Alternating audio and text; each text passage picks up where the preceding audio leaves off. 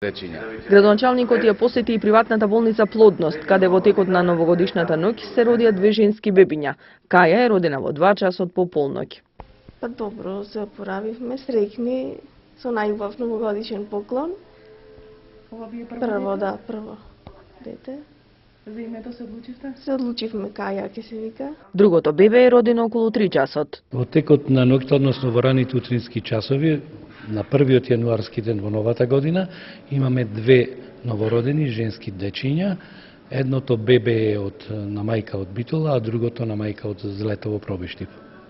Кога се родени, во каква Бебињата се породени околу 2 и 3 часот и се во одлична кондиција, здрави, живи. Раѓањето се одвиваше супер, многу сме среќни што се родија две прекрасни чупиња.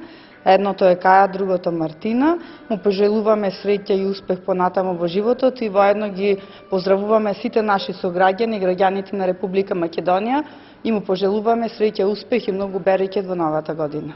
Мислам дека е и ова една одлична можност, така што граѓаните веќе можат да избираат дали тоа ќе го направат, значи самото раѓање на своето детенце, дали ќе направат во клиничката болница или овде во Плодност.